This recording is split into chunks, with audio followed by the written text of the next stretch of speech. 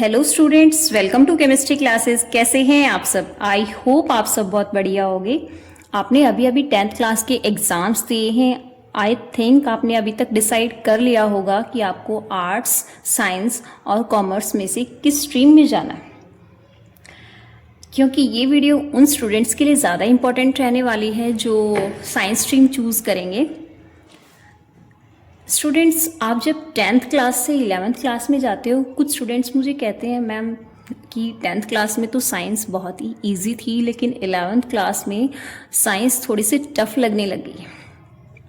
बेटा, उसका रीज़न मैं आपको बताती हूँ। आप 10th क्लास में एक पतली सी बुक के अंदर तीनों सब्जेक्ट्स, फिजिक्स, केमिस्ट्री और बायोलॉजी, तीनों को एक पतली सी बुक के अंदर पढ़ते हो। लेकिन 11th क्लास में आपको तीनों ही सब्जेक्ट्स को अलग अलग पढ़ना पड़ता है। बेटा, चैप्टर्स में कुछ चेंजमेंट नहीं आता है, बस चैप्टर्स को थोड़ा सा इलैबोरेट करके पढ़ा दिया जाता है 11th क्लास में। तो आपको 11th क्लास में साइंस के जो सब्जेक्ट्स हैं, फिजिक्स, केमिस्ट्री और बायोलॉजी, नहीं समझ आती। इसका रीज़न हो सकता है आप कंसेप्ट को ना पकड़ पा रहे हो। तो बेटा, मैं आपको यहाँ पे केमिस्ट्री पढ़ाऊँगी और मैं आपको यकीन दिलाती हूँ कि वीडियो के साथ साथ ही आपको जो टॉपिक पढ़ा दिया जाएगा वो आपको साथ साथ ही याद हो जाएगा। और आपको थोड़ी सी भी अगर लगता है कि हाँ कहीं कमी रह गई है, आप वीडियो को दोबारा से देखिए। बेटा, 11th क्लास की केमिस्ट्री में आपको जो जो चैप्टर्स पढ़ने हैं, टोटल आपको 9 चैप्टर्स पढ़ने हैं। मैं अपनी पिछली वीडियो में आपको 11th क्लास की केमिस्ट्री का जो सिलेबस है वह आपसे डिस्कस कर चुकी। हमारा पहला चैप्टर है some basic concepts of chemistry. हम इस चैप्टर को पढ़ेंगे। तो बेटा, इस चैप्टर को हम स्टार्ट करते हैं। क्या नाम है चैप्टर का? Some basic concepts of chemistry. कुछ ऐसे बेसिक कंसेप्ट्स को पढ़ेंगे जो केमिस्ट्री में यूज़ होने वाले हैं। तो सबसे पहले आपको पता होना चाहिए केमिस्ट्री होता क्या है। बेटा, chemistry is nothing but it is the study of matter. Matter क्या होता है? Everything around us is matter.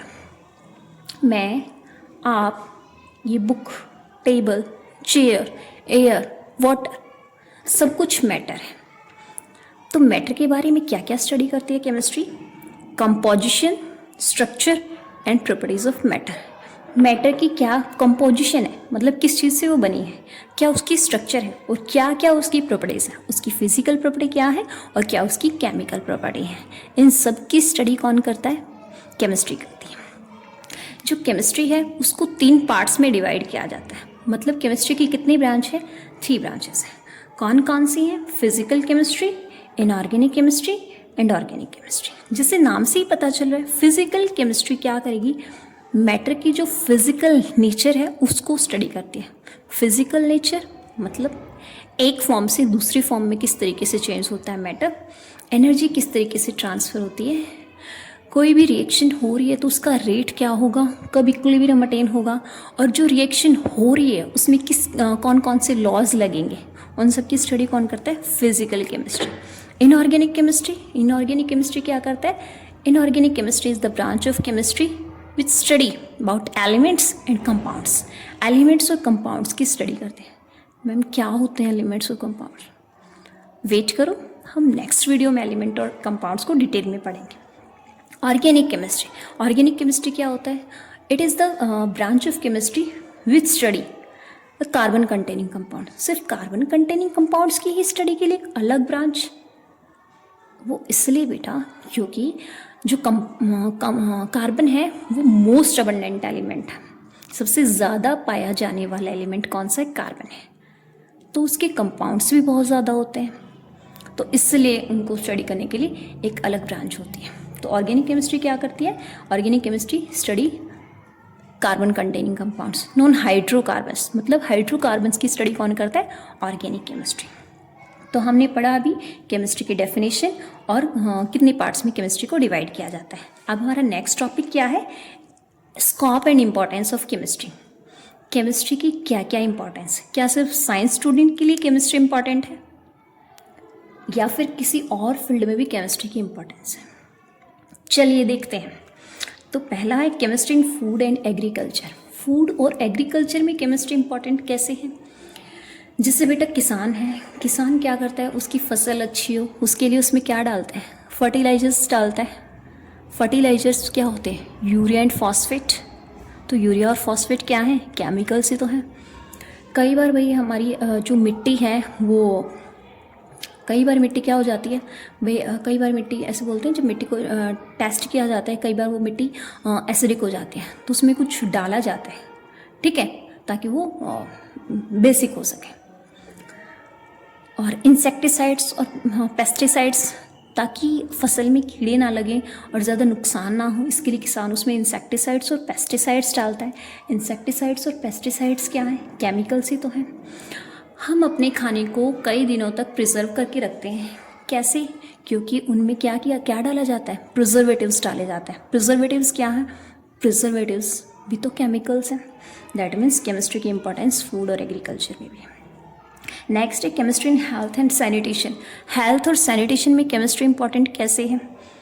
जैसे भाई ड्रग्स हैं और मेडिसिन्स हैं, सारी जो ड्रग्स हैं और मेडिसिन्स हैं वो किन से बनती हैं, केमिकल से बनते हैं। सारी एनाल्जेसिक ड्रग्स हैं, एनेस्थेटिक ड्रग्स हैं, एंटी मलेरियल ड्रग्स हैं, और जो भी ड्रग्स हैं, मेडिसिन्स हैं, सोप्स हैं, डिटर्जेंट्स हैं, डिटॉल हैं, किससे बनते हैं, केमिकल से बनते हैं। और ये सारी केमिकल्स क्या है, केमिस्ट्री ही तो है इनमें। नेक्स्ट थर्ड क्या है, chemistry in transport and communication. Transport और कम्युनिकेशन, ट्रांसपोर्ट में किस तरीके से केमिस्ट्री लग रही है ma'am?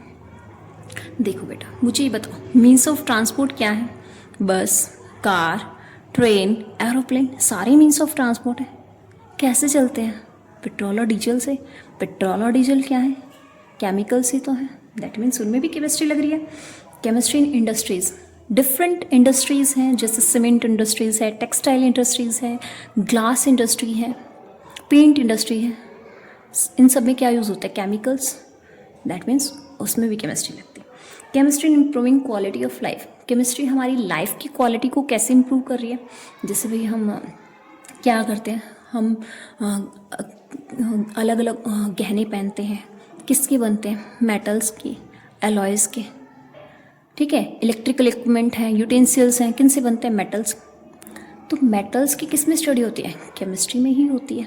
Synthetic fibres, nylon, rayon, ये सिंथेटिक फाइबर्स हैं। जो सिंथेटिक फाइबर्स हैं किससे बनते हैं, नेचुरल फाइबर्स में कुछ ना कुछ ऐड करके बनाया जाता है, तो इसमें भी तो केमिस्ट्री लग रही है।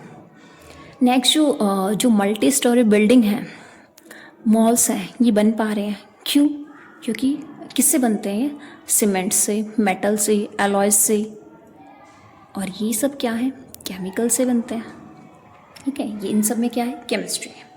हम हमारे इंटरटेनमेंट के लिए भी जो फायरवर्क्स यूज़ करें, पटाखे यूज़ करते हैं, क्या डालते हैं उनमें, केमिकल्स डालते हैं, तो वो भी किसकी वजह से, ये केमिस्ट्री की वजह से। कैमराज में, टीवी में जो फिल्म यूज़ की जाती है, ठीक है, वो किसकी बनती है, केमिकल्स की बनती है, तो उनमें भी केमिस्ट्री है। तो बेटा आपने देखा कि जो केमिस्ट्री है उसकी क्या क्या स्कोप है और क्या क्या केमिस्ट्री की इम्पोर्टेंस है। फूड और एग्रीकल्चर में भी केमिस्ट्री का यूज़ किया जाता है, उसकी इम्पोर्टेंस है। हेल्थ और सैनिटेशन में भी केमिस्ट्री इंपॉर्टेंट है। ट्रांसपोर्ट एंड कम्युनिकेशन में भी उनकी इम्पोर्टेंस है। इंडस्ट्रीज़ में भी केमिस्ट्री की इम्पोर्टेंस है, और इम्प्रूविंग हमारी लाइफ की क्वालिटी को भी केमिस्ट्री इम्प्रूव कर रही है। तो ये थी केमिस्ट्री के स्कोप और इम्पोर्टेंस। आई होप बेटा आपको केमिस्ट्री की डेफिनेशन और scope and importance of chemistry का ये टॉपिक बहुत अच्छे से समझ आ गया होगा।